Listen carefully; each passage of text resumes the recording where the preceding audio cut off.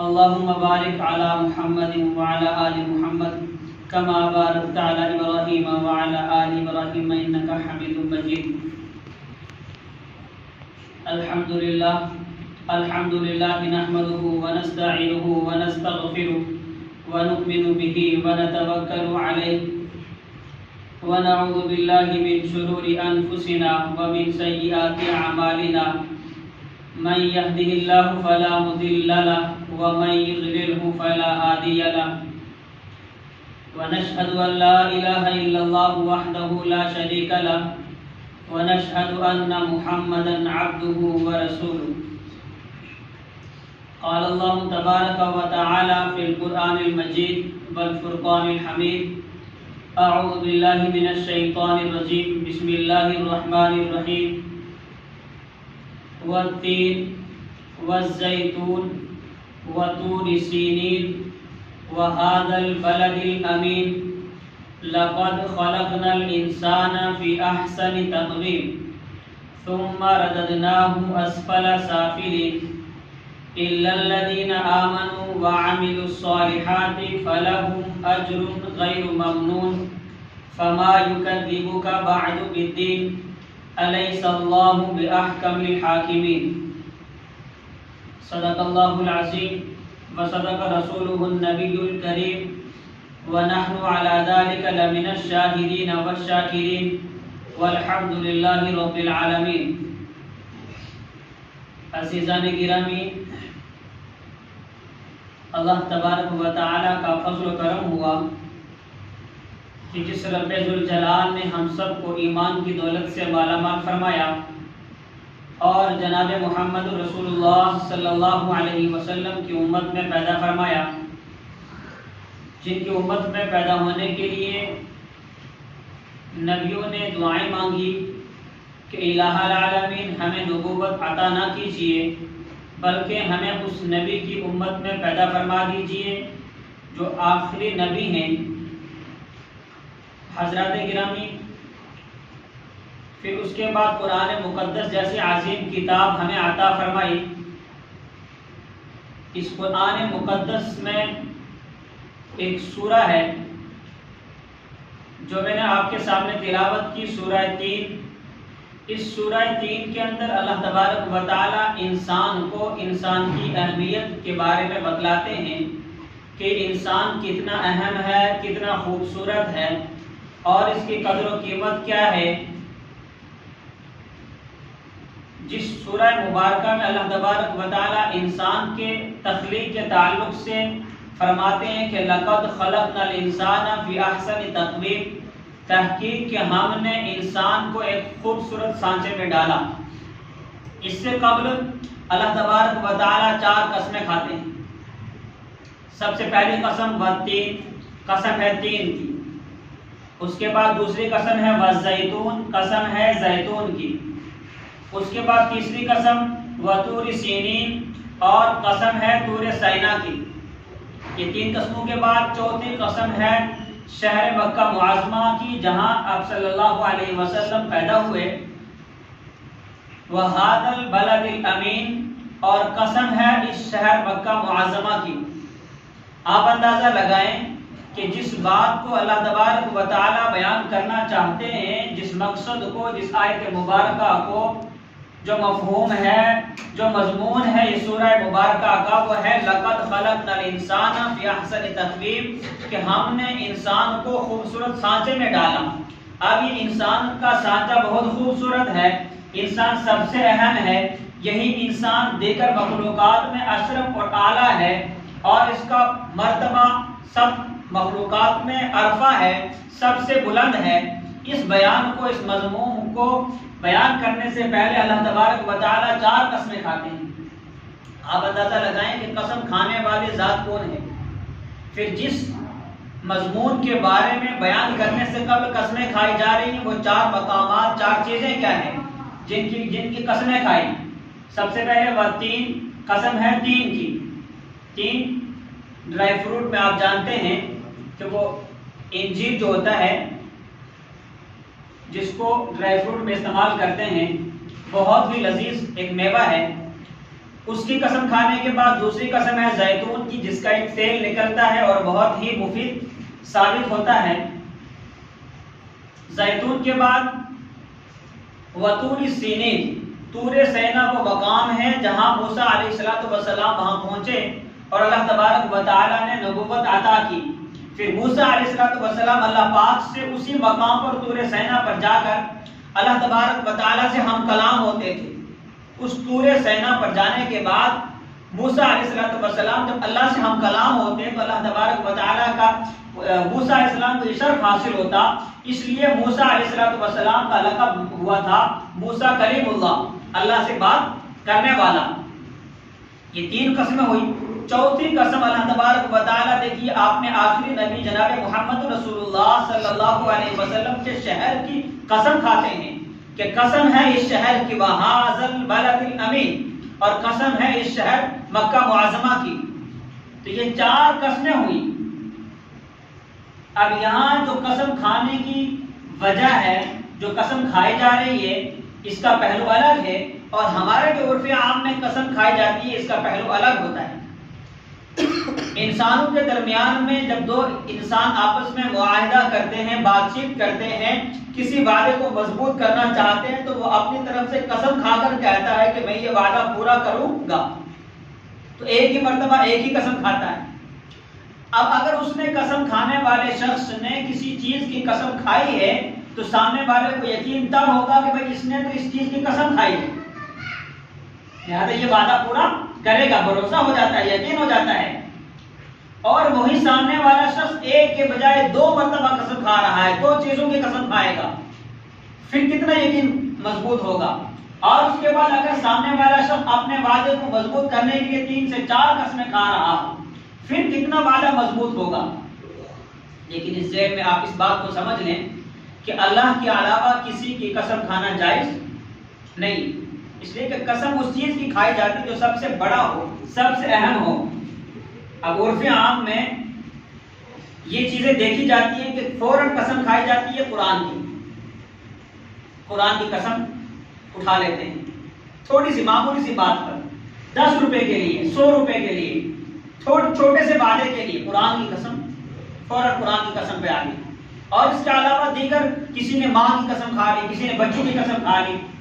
تو یہ جو قسم کھانے کا شریعت میں طریقہ ہے وہ یہی ہے کہ جب آپ دو انسان آپس میں معاہدہ کر رہے ہوں، بات چیت کر رہے ہوں، کسی بات پر سامنے والا آپ سے دلیل مانگتا ہے، آپ نے دعویٰ پیش کیا کہ یہ چیز میری ہے، وہ کہتا ہے کہ یہ آپ کی نہیں ہے، وہ انکار کر رہا ہے۔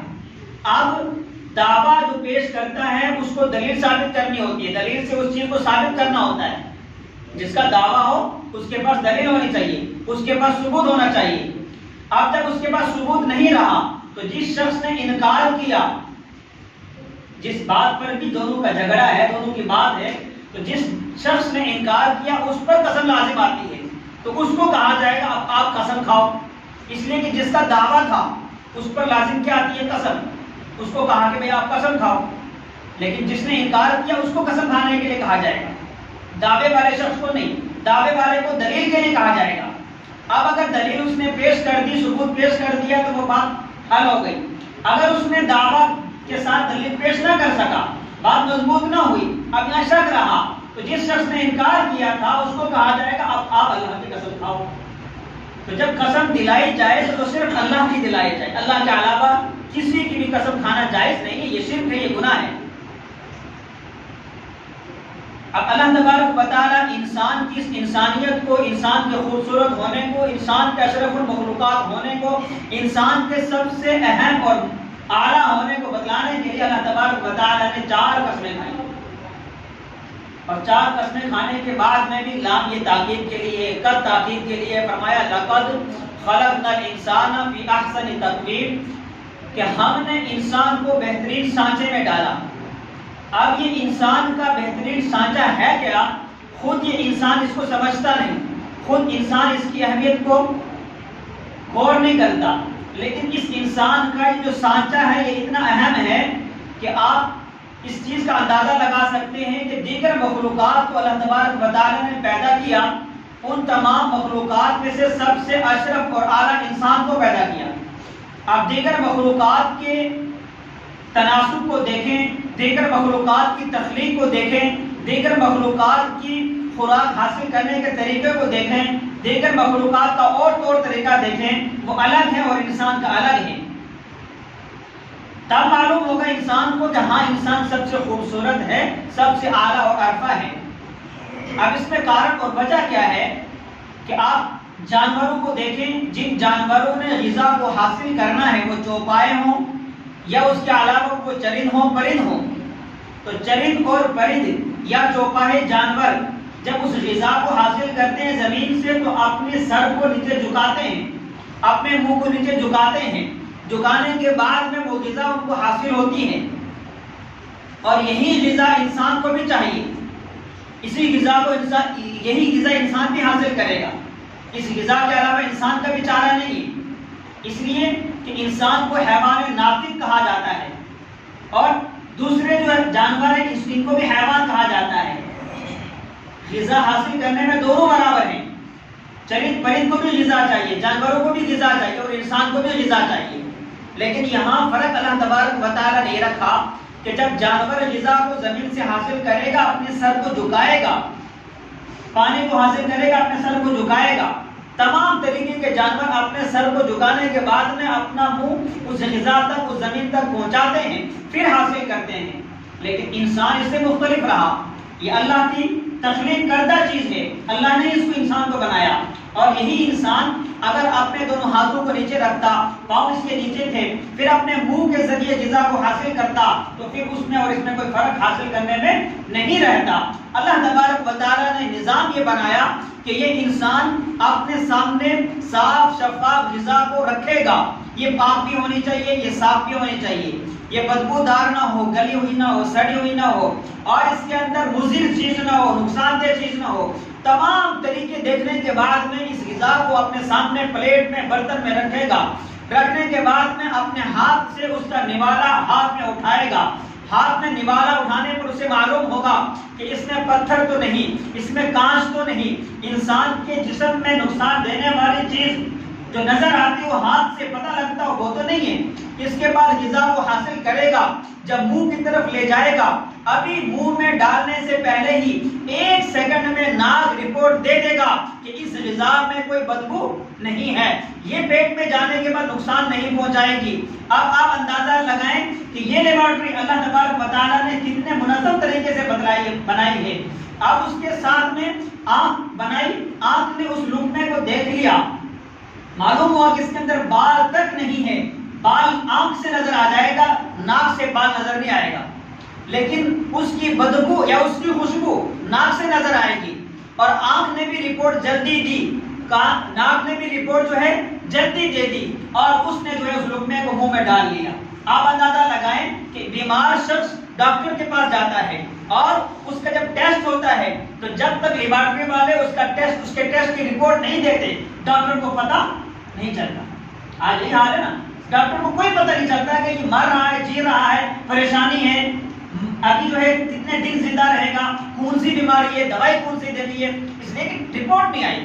تو جب رپورٹ آتی ہے تو اس کے بعد وہ نسخہ لکھتا ہے، دوائی لکھتا ہے، اس کا علاج تجویز کرتا ہے۔ تو اللہ تبارک و تعالیٰ کا نظام غذا انسان کے لیے اتنا بہتر بنایا کہ انسان اس غذا کو اپنے پیٹ میں لینے سے پہلے آنکھ کی رپورٹ سیکنڈ میں حاصل کر لیتا ہے، ناک کی رپورٹ سیکنڈ میں حاصل کر لیتا ہے۔ ابھی جب منہ میں چلا گیا، منہ میں چلے جانے کے بعد میں دانتوں کا کام ہے چبانا، اس لیے شریعت کا نقطہ ہے کہ آپ غذا کو چبا کر کھائیں، غذا کو خوب چبا کر کھائیں۔ تو جب دانتوں کے ذریعے چبایا جائے گا تو اب یہ دانت اور اس انسان کے علاوہ جانوروں کے دانت، جو لوگ ماہر ہیں جانتے انہیں معلوم ہے کہ بڑا فرق ہے، جانوروں کے دانت میں اور انسان کے دانت میں بڑا فرق ہے۔ اب جو انسان کے سامنے والے دانت ہیں 4، 2 اوپر 2 نیچے، ان کا کام ہے کاٹنا، ان کا کام کاٹنا ہے، یہ صرف کاٹنے کا کام کرتے ہیں، اور اس کے علاوہ جو داڑھی اللہ تبارک و تعالیٰ نے رکھی ہیں ان کا کام ہے پیسنا۔ لیکن یہی داڑھ اور یہی جو ہے کاٹنے والے دانت کے درمیان میں اگر ذرہ برابر میں نقصان دہ چیز آ جاتی ہے تو وہ دانت کے نیچے آتی ہے۔ بتاؤ دانت کہاں ہیں؟ یہ پوری جو ہے چکی کی طرح گول نہیں ہے کہ اس کے نیچے آنے کا پتہ لگ جائے گا. بیچ میں منہ ہے, پورا لقمہ انسان نے اتنا بڑا جو ہے ہاتھ سے لقمہ اٹھایا, پورا ہاتھ بھر گیا, اور جب منہ میں ڈالا پورا منہ بھر گیا. اب جب انسان چبا رہا ہے تو دانت کے نیچے وہ ذرہ آئے گا جو ذرہ انسان کو نقصان دینے والا. آپ دیکھیے مچھلی کھانے والے حضرات سمجھتے ہیں کہ اس میں کانٹا ہوتا ہے اور ذرہ سا ہوتا ہے, اور اگر وہ منہ میں چلا جائے اتنا باریک اور اتنا ملائم ہوتا ہے, اور وہ اس پکانے کی وجہ سے اتنا جو ہے جلدی نکلنے والا جانے والا ہوتا ہے کہ اگر وہ دانت کے نیچے نہ آئے, اس کا پتہ نہ چلے, زبان سے محسوس نہیں ہوتا, تو فوراً وہ حلق میں چلا جائے گا, اور اگر وہ کانٹا حلق میں چلا گیا تو انسان بچ نہیں سکتا.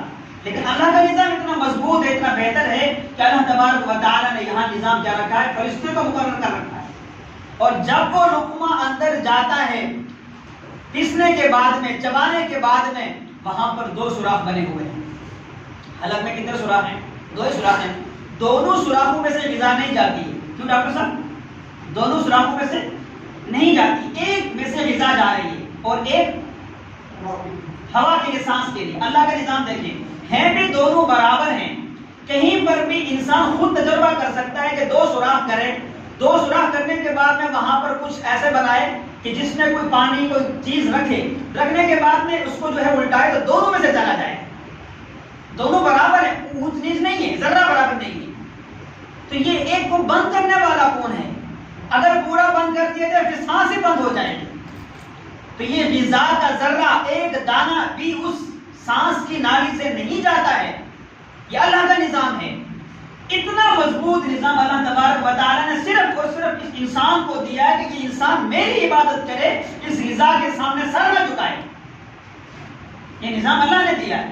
یہی نظام جانوروں کا نہیں ہے. وہ گلی ہوئی بھی کھا لیں گے, سڑی ہوئی بھی کھا لیں گے, نقصان دہ بھی کھا لیں گے, کوئی نقصان بھی نہیں ہوتا, پکانے کی بھی ضرورت نہیں ہے. یہ نظام اللہ نے انسان کو اس لیے دیا کہ یہ انسان پاک صاف غذا کو کھائے گا, اور قرآن کا بار بار جو ہے لفظ آ رہا ہے کہ آپ کھاؤ, کلوا من الطیبات, کلوا من الطیبات, کلوا من الطیبات, پاک صاف غذا کھاؤ. آپ اس پاک صاف میں سے انسان نے خود سمجھ لیا. کیا سمجھا؟ پاک صاف کا مطلب یہ ہے کہ بس اچھا سا بھون کے کھا لینا نہیں. پاک صاف کا مطلب آپ جو کمائی کر رہے ہو وہ حلال ہو, وہ پاک صاف ہو. پھر اس کے بعد میں جب اس کو بنایا جائے, دھو کر صاف کر کے منظم طریقے سے بنایا جائے, اس میں بدبو نہ ہو, اس میں خرابی نہ ہو. تو کلوا من الطیبات سے مراد یہ ہے کہ آپ حلال کو کھائیں. اب اس انسان نے حرام کھانا نہیں چھوڑا, اب اس انسان نے اللہ کا شکر ادا کرنا نہیں شروع کیا.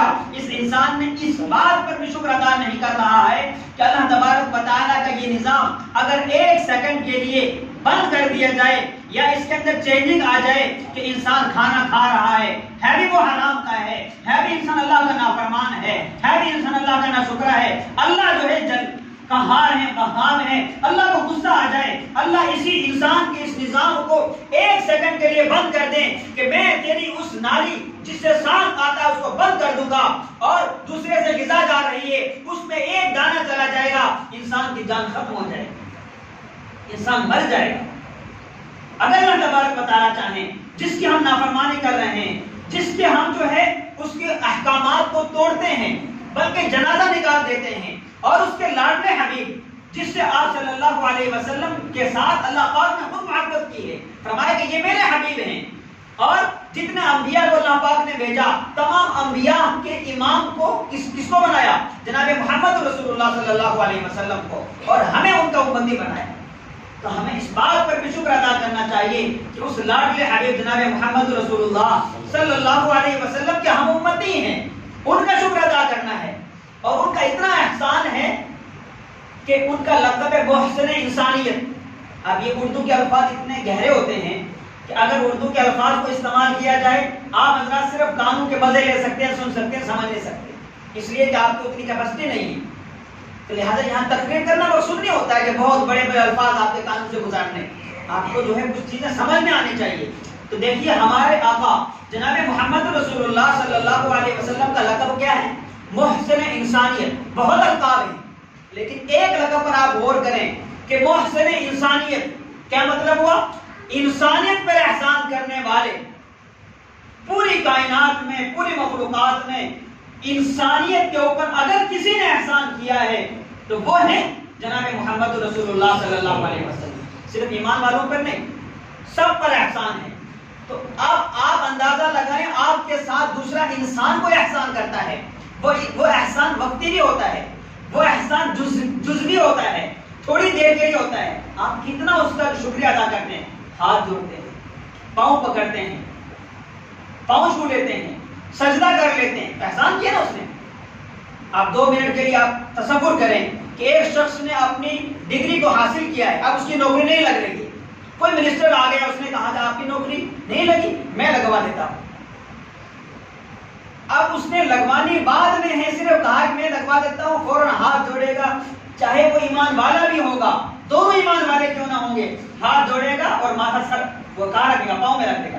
جناب شکریہ، میں تو پریشان ہوں، اتنی میں نے محنت سے اس ڈگری کو حاصل کیا، مجھے نوکری نہیں مل رہی ہے، یہ تو آپ کا احسان. وہ کہتا ہے ابھی تو لگائی نہیں، جب لگائیں گے تب. سر یہ اتنا بڑا احسان ہو گیا کہ آپ کہہ دیں گے لگوا دیں گے، اور آپ کی اتھارٹی، آپ کا ہے، پاور ہے، آپ لگا دیں گے. جب وہ لگا دیں گے اس کے بعد وہ کتنے تحائف لے کر جائے گا، نہیں لے کر جائے گا، بہت لے کر جائے گا. اور زندگی پر جہاں وہ ملے گا وہاں وہ سلام، ہاتھ جوڑنا، پاؤں میں پڑنا، پاؤں کو ہاتھ لگانا. اگر وہ کچھ کہتا ہے کہ یہ کام کرو، فوراً دوڑ کے چلا جائے گا، گھر کو بھی چھوڑ دے گا، بال بچوں کو چھوڑ دے گا. بھائی کیوں؟ صاحب کے یہاں جا رہا ہوں، اس نے میری نوکری لگوائی ہے. اتنا احسان مند رہے گا. تو جس نے ہم پر اتنا احسان کیا ہے کہ ہمارے آخرت بھی سنور جائے، ہماری دنیا بھی سنور جائے، ہم ان پر ایک مرتبہ درود پڑھنے کے لیے تیار نہیں. کیا احسان چکائیں گے؟ کیا اللہ کا شکر ادا کریں گے؟ ایک مرتبہ بھی درود پڑھنے کے لیے تیار نہیں. آپ کوئی پڑھ لیتا ہے پھر الجھ جاتے ہیں، نہیں یہ زور سے پڑھ رہا ہے، یہ آہستہ پڑھ رہا ہے، یہ درود ابراہیمی پڑھ رہا ہے، یہ دوسرا پڑھ رہا ہے، یہ فلاں فرقے سے، یہ فلاں. الجھنا نہیں ہے، فرقوں میں بٹنا نہیں ہے. یہ غیروں کی سازش ہے، دشمنان اسلام کی سازش ہے. پوری امت مسلمہ ہے، اس میں کوئی فرقہ نہیں. جس امت مسلمہ کا اللہ ایک ہو، نبی ایک ہو، قرآن ایک ہو، بیت اللہ ایک ہو، اس کی نماز ایک ہو، اب اس کے لیے فرقوں میں بٹنے کی ضرورت نہیں ہے.